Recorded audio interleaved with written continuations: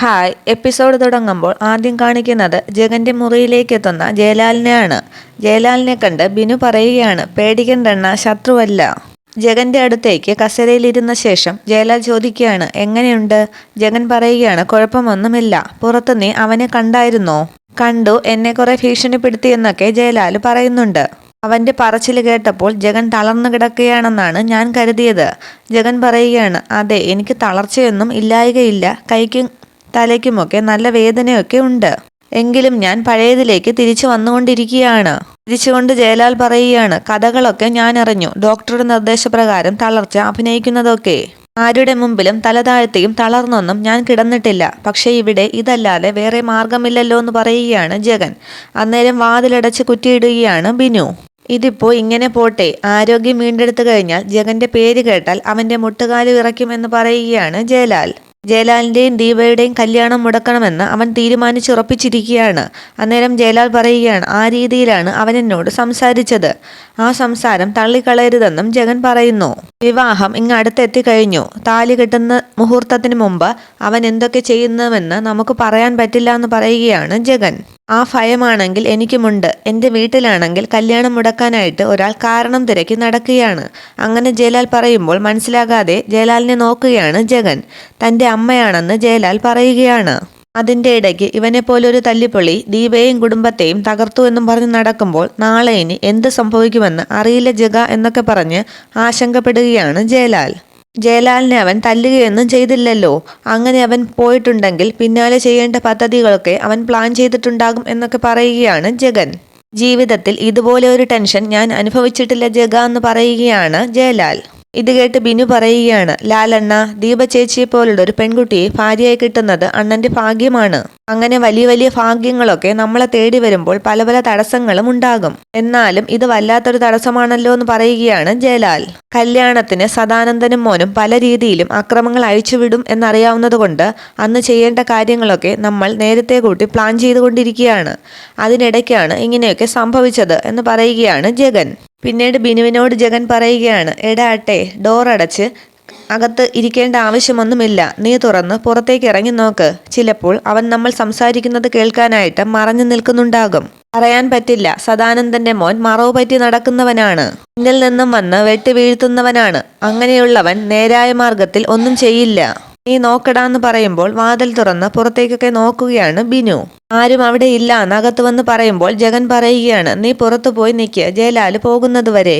അന്നേരം ഞാൻ പോവുകയാണെന്ന് ജയലാൽ പറയുമ്പോൾ ജഗൻ പറയുകയാണ്, തടസ്സങ്ങളൊന്നുമില്ലാതെ ദീപയെ കല്യാണം കഴിച്ച് കൂടെ കൂട്ടാൻ സാധിക്കട്ടെ എന്ന് പറയുന്നു. അന്നേരം ജഗന്റെ കൈ പിടിച്ച് ജയലാൽ പറയുകയാണ്, ജഗന്റെ പ്രാർത്ഥന വേണം. ഇത് കേട്ട് സന്തോഷിച്ച് ജയലാലിന്റെ കൈ മുറുകെ പിടിച്ച് ജഗൻ പറയുകയാണ്, അതിൻ്റെ വേറെ കാര്യമില്ലല്ലോ.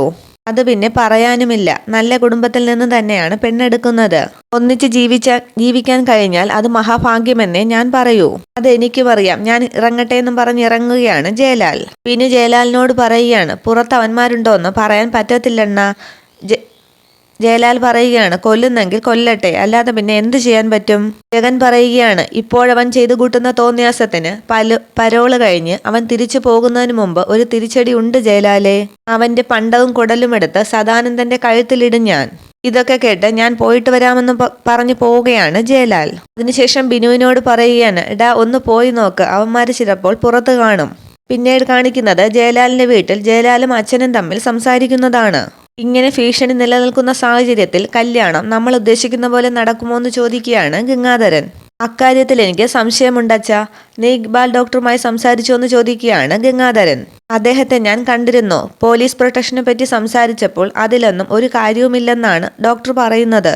അതെ, പറഞ്ഞു കേട്ടെടുത്തോളം ഈ സദാനന്ദനും കാർത്തിയും ഒക്കെ കാട്ടാളന്മാരാണ്. പോലീസുകാരെയൊക്കെ പണവും സ്വാധീനവും കൊണ്ട് കയ്യിലെടുത്ത് വച്ചിരിക്കുകയാണ്. ദീപമോളുടെ അമ്മയെപ്പോലും അയാള് സസ്പെൻഡ് ചെയ്യിച്ചില്ലേ? സസ്പെൻഷൻ മാത്രമല്ലച്ചാ, അയാളിനി ദീപയുടെ അമ്മയെ ജോലിക്ക് കയറാൻ സമ്മതിക്കുമോ എന്ന് പോലും തോന്നുന്നില്ല. എങ്ങനെയെങ്കിലും ഈ കല്യാണമൊന്ന് നടന്നു കിട്ടിയാൽ മതിയായിരുന്നു. നിന്റെ അമ്മയാണെങ്കിലോ ഇടയ്ക്കിടയ്ക്ക് ആ ജ്യോത്സ്യരുടെ പ്രവചനവും പറഞ്ഞുകൊണ്ടിരിക്കുകയാണ്. പേരുദോഷം കേൾപ്പിച്ച പെൺകുട്ടിയാണത്രയെന്ന്. പിന്നെ പൊന്നൊക്കെ പോയി കണ്ടതുകൊണ്ടും പെൺകുട്ടിയുടെ ആങ്ങള ഡോക്ടർ ആയതുകൊണ്ടും ഇച്ചിരി സമാധാനിച്ചിരിക്കുകയാണ് അവള്. ഇനി കല്യാണ സ്ഥലത്ത് എന്തെങ്കിലും അക്രമമുണ്ടായി ആരെങ്കിലും എന്തെങ്കിലുമൊക്കെ കാതിലെത്തിച്ചാൽ പിന്നെ അത് മുടങ്ങാൻ അത് മതി.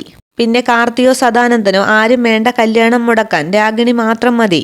എൻ്റെ ജീവിതത്തിൽ ഞാൻ ഇത്രയും ടെൻഷൻ അനുഭവിച്ചിട്ടില്ല എന്ന് ജയലാൽ പറയുമ്പോൾ ഗംഗാധരൻ ചോദിക്കുകയാണ്, എന്തായാലും കാർത്തി അവിടെ വെച്ച് നിന്നെ ഒന്നും ചെയ്തില്ലല്ലോ. ഈ ജഗൻ എന്ന് പറയുന്ന പയ്യൻ വീണപ്പോൾ നിന്നെ അവന്മാര് തട്ടിക്കൊണ്ടു പോയിരുന്നെങ്കിൽ എന്തു ചെയ്തേനെ? അവന്മാരെ കണ്ടപ്പോൾ ഞാനതൊക്കെ പ്രതീക്ഷിച്ചതാണ്. പിന്നെ ധൈര്യം കൈവിടാതെ നിന്നങ്ങ് സംസാരിക്കുകയായിരുന്നു. മിക്കവാറും എൻ്റെ ഷോറൂം ഇവിടെ നിന്ന് മാറ്റേണ്ടി വരുമെന്നാണ് എൻ്റെ പേടി. നന്നായിട്ട് ക്ലച്ച് പിടിച്ചു വരികയായിരുന്നല്ലോ നിന്റെ ഷോറൂം എന്ന് പറഞ്ഞ് സങ്കടപ്പെടുകയാണ് ഗംഗാധരൻ. അതിൽ കാര്യമില്ലച്ച, നമ്മുടെ ഈ നാട്ടിൽ വന്നു പോലും നമ്മളെ ആക്രമിക്കാൻ കരുത്തുള്ളവരാണ് സദാനന്ദനും മോനും. രണ്ടാൾക്കും ഭയമായിരുന്നു ജഗനെ. അയാൾ ആരോഗ്യത്തോടു കൂടി പുറത്തുള്ളപ്പോൾ ഒന്നും നടക്കില്ല എന്ന് അവർക്കറിയാമായിരുന്നു. അതുകൊണ്ടാണ് അവർ ഇങ്ങനെ ഒരു ചതി ജഗനോട് ചെയ്തിരിക്കുന്നത്. അയാളുടെ അവസ്ഥ എങ്ങനെയുണ്ടെന്ന് ഗംഗാധരൻ ചോദിക്കുമ്പോൾ ചിരിച്ചുകൊണ്ട് ജയലാൽ പറയുകയാണ്, അവിടെയാണ് അവർക്ക് തെറ്റിയിരിക്കുന്നത്. ഇപ്പോൾ ജഗൻ തളർന്നു കിടക്കുന്നത് കാർത്തിയുടെ മുൻപിൽ മാത്രമാണ്. ഇപ്പോൾ അയാൾ ആരോഗ്യം വീണ്ടെടുത്തു കഴിഞ്ഞു. എന്റെയും ദീപയുടെയും കല്യാണം മുടക്കിയാൽ വീട്ടിൽ കയറി ചെന്ന് സദാനന്ദനെയും മോനെയും വെട്ടിക്കൂട്ടും. അതാണ് അയാൾ പറയുന്നത്. അനിഷ്ട സംഭവങ്ങളൊന്നുമില്ലാതെ കാര്യം കഴിഞ്ഞാൽ മതിയായിരുന്നു എന്ന് പറയുകയാണ് ഗംഗാധരൻ. എന്തായാലും കല്യാണത്തിന് കുറെ പരീക്ഷണങ്ങൾ ഉണ്ടാകും. തരണം ചെയ്യാൻ പറ്റുന്ന പരീക്ഷണമാണെങ്കിൽ നമുക്കത് നേരിടാമച്ചാ. എനിക്ക് വേണ്ടത് ദീപയാണ്. അതിനുവേണ്ടി ഞാൻ ഒരുപാട് സ്വപ്നങ്ങൾ കണ്ടു കഴിഞ്ഞു. ഇനി അത് നഷ്ടപ്പെട്ടാൽ ഞാനത് മരിക്കുന്നതിന് തുല്യമായിരിക്കും. പിന്നീട് കാർത്തിയുടെ വീട്ടിലേക്ക് എത്തുകയാണ് വിജയകുമാർ. വിജയകുമാറിനെ കണ്ട് വക്കീൽ സാർ വാ എന്നും പറഞ്ഞ് അകത്തേക്ക് ക്ഷണിക്കുകയാണ് ചന്ദ്രമതി. മോളുടെ കല്യാണം എവിടം വരെയായെന്ന് ചന്ദ്രമതി ചോദിക്കുമ്പോൾ കല്യാണം വിളിക്കാനാണ് ഞാൻ വന്നതെന്ന് പറയുകയാണ് വിജയകുമാർ. വരുന്ന ഞായറാഴ്ചയാണ് ചടങ്ങെന്ന് വിജയകുമാർ പറയുമ്പോൾ അവിടേക്ക് വന്ന സദാനന്ദൻ ചോദിക്കുകയാണ്, കല്യാണം നടക്കുമെന്ന് ഉറപ്പിച്ചിട്ട് പോരെ വിളിക്കുന്നതൊക്കെ? അല്ല, അതുകൂടി പറയാനാണ് ഞാൻ വന്നത്. എൻ്റെ മക്കളിൽ ഏറ്റവും സാധുവാണ് മൂത്ത മോള്. എന്നിട്ടും ചെയ്യാത്ത കുറ്റത്തിന് അവൾക്ക് ഒരുപാട് വേദനിക്കേണ്ടി വന്നു. എല്ലാത്തിനും കാരണം ആരാ വക്കീലെ? എന്നെ ഒരുപാട് പഴികേൽപ്പിച്ചു നിങ്ങളുടെ ശ്രീമതി. നമ്മൾ ആണുങ്ങള് ഗുണ്ടകളെയൊക്കെ വിലക്കെടുക്കും. പക്ഷെ ഇവിടെ മറിച്ചാണ് സംഭവിച്ചിരിക്കുന്നത്. നാട്ടിലെ ഏറ്റവും വലിയ ഗുണ്ടയെ തന്നെ വില്ലേജ് ഓഫീസർ വിലക്കെടുത്തു. പോലീസുകാർ പോലും ഭയക്കുന്ന ഗുണ്ടയെന്ന് സദാനന്ദൻ പറയുമ്പോൾ വിജയകുമാർ പറയുകയാണ്, ബുള്ളറ്റ് ജഗനും ഭാഗ്യവും തമ്മിൽ അത്ര അടുപ്പമുണ്ടെന്നൊന്നും എനിക്ക് തോന്നുന്നില്ല. എൻ്റെ ഇളയ മകളുമായിട്ടാണ് അവന് പരിചയം. സദാനന്ദൻ പറയുകയാണ്, അതെ, ഇളയ മകള് അമ്മയെക്കാളും പേരെടുക്കാനുള്ള ശ്രമത്തിലാണ്. വിജയകുമാർ പറയുകയാണ്, സദാനന്ദ, തനിക്കറിയാമല്ലോ, അന്നത്തെ സംഭവത്തിന് ശേഷം കോടതിയെ മറന്നു നടക്കുകയാണ് ഞാൻ. അങ്ങോട്ട് പോകാറ് പോലും ഇല്ല. സദാനന്ദൻ ചോദിക്കുകയാണ്, തന്റെ തൊഴിലിന് തടസ്സമായി നിൽക്കുന്ന ഒരുത്തി എന്തിനാണോ താൻ സഹിക്കുന്നത്? തനിക്ക് അവളെ കളഞ്ഞിട്ട് വേറൊരു കല്യാണം കഴിച്ചുകൂടെ? ഇത് കേട്ട് ചന്ദ്രമതി ചോദിക്കുകയാണ്, പിന്നെ ഈ പ്രായത്തിലല്ലേ വേറെ കല്യാണം കഴിക്കുന്നത്? ദേഷ്യപ്പെട്ട് സദാനന്ദൻ ചോദിക്കുകയാണ്, എന്താടി കഴിച്ചാല്? ഞാൻ പോലും അതിനെപ്പറ്റി ചിന്തിക്കുന്നുണ്ട്. വീട്ടില് ഭാര്യമാര് ആണുങ്ങൾക്കൊരു ശല്യമായാൽ രണ്ടാം കെട്ടിനെ പറ്റി ആലോചിക്കേണ്ടി വരും. ഇത് കേട്ട് വിജയകുമാർ പറയുകയാണ്, സദാനന്ദ നിർത്ത്. ഞാൻ കാരണം നിങ്ങൾ തമ്മിൽ വഴക്കടിക്കേണ്ട. ഞാനിപ്പോ അതൊന്നും പറയാനായിട്ട് വന്നതല്ല. എൻ്റെ മകളുടെ കല്യാണം വിളിക്കാനും അത് തടസ്സമില്ലാതെ നടത്തിത്തരണമെന്നും പറയാൻ വേണ്ടിയാണ്. സദാനന്ദൻ ചോദിക്കുകയാണ്, എൻ്റെ മോൻ ജയിലിലേക്ക് പോയ ദിവസം തനിക്ക് ഓർമ്മയുണ്ടല്ലോ? അന്നേ ദിവസം കോടതിയിൽ കിടന്ന് തൻ്റെ ഭാര്യ അഴിഞ്ഞാടിയത് തനിക്ക് ഓർമ്മയുണ്ടോ? അവിടെ കൊണ്ടും അവസാനിച്ചില്ല കാര്യങ്ങൾ. ജയിലിലിട്ട് എൻ്റെ മോനെ പട്ടിയെ പോലെയാണ് തല്ലിയത്. ഇപ്പോൾ മരണം കാത്തു കിടക്കുകയാണ് ഒരുത്തൻ. അവൻ പരോളിനായി പുറത്തിറങ്ങിയപ്പോഴും തല്ലിനൊന്നും ഒരു കുറവുമില്ലായിരുന്നു. എനിക്കും കിട്ടി നല്ല നാടൻ അടി. അതിൻ്റെയൊക്കെ കാരണക്കാരൻ തൻ്റെ ഭാര്യയും മക്കളുമാണ്. അതുകൊണ്ട് ഈ കല്യാണത്തിന് താൻ പോണ്ട. ഭാഗ്യലക്ഷ്മി തങ്ങളുടെ മക്കളുടെ അച്ഛൻ ഒരു തോൽവിയാണെന്നാണ് പറയുന്നത്. എൻ്റെ മക്കൾക്കും തന്നെക്കുറിച്ച് വലിയ മതിപ്പൊന്നുമില്ലല്ലോ. താൻ ആ ചടങ്ങങ്ങ് മറന്നേക്കടോ. അന്നേരം ചന്ദ്രമതി ചോദിക്കുകയാണ്, മക്കളുടെ കല്യാണത്തിന് അച്ഛൻ പോകണ്ടെന്നാണോ നിങ്ങൾ പറയുന്നത്? ദേഷ്യപ്പെട്ട് സദാനന്ദൻ ചന്ദ്രമതിയോട് പറയുകയാണ്, മിണ്ടരുത്. നിനക്ക് സംസാരിക്കാനുള്ള സമയം തരും. അപ്പോൾ ചിലച്ചാൽ മതി. വക്കീലെ, ഇനി പച്ചയ്ക്കങ്ങ് പറയാം. ബുള്ളറ്റ് ജഗനെ ഞാനും എൻ്റെ മോനും കൊല്ലാൻ തീരുമാനിച്ചത് വെറുതെയൊന്നുമല്ല.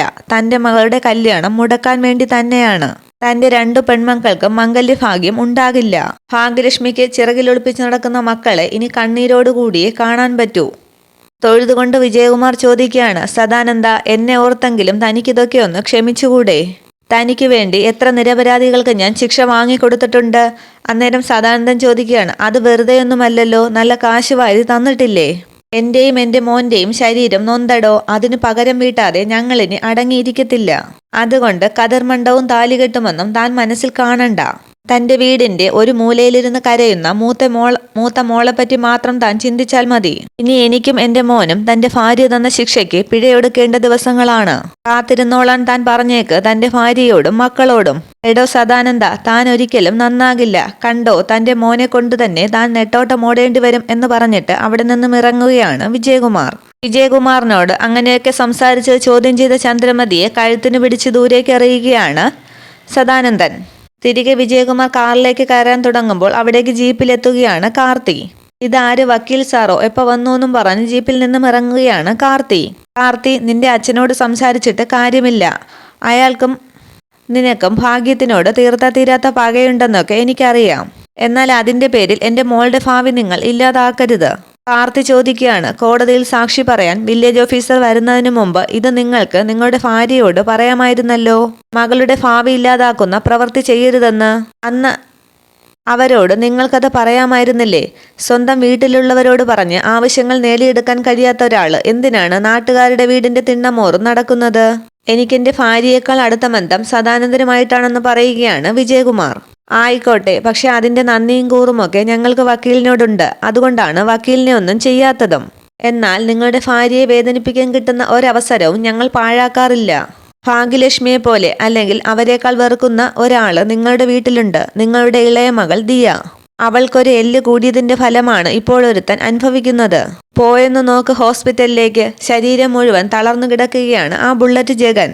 ഇനിയിപ്പോ വക്കീലിന്റെ മോളുടെ കല്യാണം മുടക്കിയിട്ട് വേണം ആചാരപ്രകാരം അവനെ അങ്ങ് കൊല്ലാൻ. വിജയകുമാർ പറയുകയാണ്, എന്റെ ഇളയ മോളെയും ഭാഗ്യത്തെയും കുറിച്ചാണ് നിങ്ങൾക്ക് മോശം അഭിപ്രായമുള്ളത്. എന്റെ മൂത്ത മോള് ആർക്കു നേരെയും നേർക്കുനേർ നിന്ന് സംസാരിക്കുന്ന കൂട്ടത്തിലുള്ളവളല്ല. എന്നിട്ടും അവളുടെ അമ്മയെ തകർക്കാൻ വേണ്ടി നിങ്ങൾ തെരഞ്ഞുപിടിച്ച് ശിക്ഷിച്ചത് അവളെയാണ്. മക്കൾക്ക് നൊന്താലല്ലേ അച്ഛനമ്മമാർക്ക് അതിന്റെ 4 ഇരട്ടി നോവൂ എന്ന് ചോദിക്കുകയാണ് കാർത്തി. അവിടെ പിന്നെ മക്കള് പാവമാണോ അല്ലയോ എന്നൊന്നും നോക്കാറില്ല. അച്ഛനെ കണ്ടെങ്കിൽ അച്ഛൻ പറഞ്ഞു കാണുമല്ലോ. അതിനപ്പുറം എനിക്കിനിയൊന്നും പറയാനില്ല. നിങ്ങളുടെ മകളുടെ കല്യാണം മുടക്കാനുള്ള ഏക തടസ്സം ആ ബുള്ളറ്റ് ജഗനായിരുന്നു. അവൻ ചിത്രത്തിൽ നിന്നും മാഞ്ഞ സ്ഥിതിക്ക് ഇനി ആ കല്യാണം നടക്കില്ല. പകരം ചിലപ്പോൾ നടക്കും. കല്യാണം നടക്കാത്ത രീതിയിൽ കഴുത്തിൽ കയറിട്ട് മുറുക്കിയ മകളുടെ മരണാനന്തര ചടങ്ങ്. അത് കേട്ട് ദേഷ്യപ്പെട്ട് ഡാന്നും പറഞ്ഞ് കാർത്തിയുടെ ഷർട്ടിന് കുത്തിപ്പിടിക്കുകയാണ് വിജയകുമാർ. എന്റെ മോള് എന്ന് വിജയകുമാർ പറയുമ്പോൾ വിടാനല്ലേ എന്നും പറഞ്ഞ് വിജയകുമാറിന്റെ കൈ തട്ടിമാറ്റുകയാണ് കാർത്തി. കോടതിയിൽ ഭാര്യയ്ക്ക് മുൻപിൽ തോറ്റിട്ട് വന്നിരിക്കുകയാണോ ഇനി ഞങ്ങളെ ജയിക്കാൻ? നടക്കത്തില്ല വക്കീലെ, പോട്ടേന്നും പറഞ്ഞ് അകത്തേക്ക് കയറി പോവുകയാണ് കാർത്തി. പിന്നീട് തിരികെ വീട്ടിലേക്ക് എത്തുകയാണ് വിജയകുമാർ. അന്നേരം അവിടെ വിജയകുമാറിന്റെ അച്ഛനും ഭാഗ്യലക്ഷ്മിയുടെ അച്ഛനും ഒക്കെ എത്തിയിട്ടുണ്ട്. അന്നേരം അവിടെ എത്തിയ വിജയകുമാർ പറയുകയാണ്, ഈ കല്യാണം നടക്കാനുള്ള സാധ്യത കുറവാണ്. എന്താ വിജയ ഇങ്ങനെയൊക്കെ പറയുന്നതെന്ന് ഭാഗ്യലക്ഷ്മിയുടെ അച്ഛൻ ചോദിക്കുമ്പോൾ വിജയകുമാർ പറയുകയാണ്, ഞാൻ പറഞ്ഞതേ നടക്കാൻ സാധ്യതയുള്ള സംഭവങ്ങളാണ്. നിങ്ങളുടെ ഇളയ കൊച്ചുമോളുണ്ടല്ലോ, അവളീ നാട്ടിലെ പേരെടുത്ത ഗുണ്ടകളുമായിട്ടാണ് കമ്പനി. അതും നമ്പർ 1 ഗുണ്ടകളുമായിട്ട്. അതിലൊരുത്തൻ വീണു കഴിഞ്ഞു. ദീപയുടെ കല്യാണത്തിന് മുമ്പ് അവനെ വീഴ്ത്തിയത് ഈ കല്യാണം മുടക്കാൻ വേണ്ടി തന്നെയാണ്. അങ്ങനെ സംഭവിച്ചാൽ ആരെയും പഴിക്കേണ്ട കാര്യമൊന്നുമില്ല. അന്നേരം അവിടേക്ക് എത്തുകയാണ് ഭാഗ്യലക്ഷ്മിയും വിജയകുമാറിന്റെ അച്ഛനും. നീ എന്തിനാടാ ഇങ്ങനെ കിടന്ന് ചാടുന്നത്? മോളെ കരയിക്കാനാണെന്ന് ചോദിക്കുകയാണ് വിജയകുമാറിന്റെ അച്ഛൻ. ഞാൻ ആരെയും കരയിക്കുകയൊന്നും ചെയ്യുന്നില്ല. സദാനന്ദനും മോനും എന്തും ചെയ്യുമെന്നും പറഞ്ഞ് നടക്കുകയാണ്. ഇനിയിപ്പോ ഈ കല്യാണം മുടങ്ങിപ്പോയാലും എനിക്ക് ഒരു അത്ഭുതവും ഇല്ല. എടാ, മുടങ്ങിപ്പോകുന്നതിനെ പറ്റി ചിന്തിക്കാതെ കല്യാണം നടക്കുമെന്നും മംഗളമായി നടക്കുമെന്നും നിനക്ക് പറഞ്ഞൂടെ എന്ന് ചോദിക്കുകയാണ് അച്ഛൻ. പറയില്ല, കല്യാണം മുടങ്ങണം. കാരണം ഞാനാണെങ്കിൽ അത്രയും നല്ലതെന്ന് പറയുകയാണ് ഭാഗ്യലക്ഷ്മി. അതെ, ഈ വിവാഹം മുടങ്ങുകയാണെങ്കിൽ അതിന് കാരണം നീ മാത്രമാണ്. നിന്റെ ഒടുക്കത്തെ എടുത്തുചാട്ടമെന്ന് വിജയകുമാർ പറയുമ്പോൾ ഭാഗ്യലക്ഷ്മിയുടെ അച്ഛൻ ചോദിക്കുകയാണ്, കല്യാണമായിട്ട് ഇങ്ങനെ മോളെ വിഷമിപ്പിക്കല്ലേ? അന്നേരം വിജയകുമാർ പറയുകയാണ്, മോളെ വിഷമിപ്പിക്കുന്നത് ഞാനൊന്നുമല്ല. ഭർത്താവിനെയും സമൂഹത്തെ തലയെടുപ്പുള്ളവരെയും തോൽപ്പിക്കണമെന്ന് വാശിയുള്ള ഈ വില്ലേജ് ഓഫീസർ തന്നെയാണ്. ഞാനിപ്പോൾ സദാനന്ദനെയും മോനെയും കാണാൻ പോയത് ഈ കല്യാണം മുടക്കാൻ വേണ്ടി അവർ കച്ചകെട്ടി ഇറങ്ങിയിരിക്കുകയാണെങ്കിൽ അതിന് തടയിടാൻ വേണ്ടിയിട്ടാണ്. എന്നാൽ എൻ്റെ ഇത്രയും കാലത്തെ സൗഹൃദം പോലും അവർ കണക്കിലെടുത്തില്ല. തിരിച്ചടിക്കുമെന്നുള്ള രീതിയിലൊക്കെ തന്നെയാണ് അവരുടെ സംസാരം.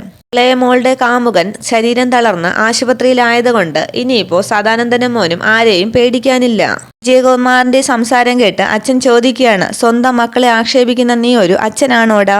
സ്വന്തം മകളുടെ കാമുകൻ പോലും നീ തന്നെ നിന്റെ മക്കളുടെ പേര് കഥയുണ്ടാക്കുകയാണോടാ? ദേഷ്യപ്പെട്ട് വിജയകുമാർ പറയുകയാണ്, ഞാൻ കഥയൊന്നും ഉണ്ടാക്കുന്നില്ല. ഇളയ കൊച്ചുമോള് ഇപ്പോൾ ഇവിടെ കാണില്ല. ആശുപത്രിയിൽ ഗുണ്ടയ്ക്ക് കൂട്ടിരിക്കാൻ പോയി കാണും അവള്. ഒരുത്തി അറിഞ്ഞോ അറിയാതെയോ നാണക്കേടുണ്ടാക്കി. പക്ഷേ അടുത്ത അവള് അറിഞ്ഞുകൊണ്ട് തന്നെ നാണക്കേടുണ്ടാക്കാൻ വേണ്ടി കച്ചകെട്ടി ഇറങ്ങിയിരിക്കുകയാണ്. അമ്മയുടെ തനി പകർപ്പായ ഇളയ സന്താനം. അതിനിടയ്ക്ക് ജയിൽ പുള്ളിയായ മരുമോന്റെ അമ്മ ഇതുവരെ ഇതൊന്നും അറിഞ്ഞിട്ടില്ല. നാളെ കല്യാണ സമയത്ത് ഇനി എന്തൊക്കെ സംഭവിക്കുമെന്ന് ദൈവത്തിന് മാത്രം അറിയാം എന്ന് പറഞ്ഞ് അകത്തേക്ക് കയറി പോവുകയാണ് വിജയകുമാർ. ഇത്രയുമാണ് ഇന്നത്തെ പുതിയ എപ്പിസോഡ് വിശേഷങ്ങൾ. Okay, thank you.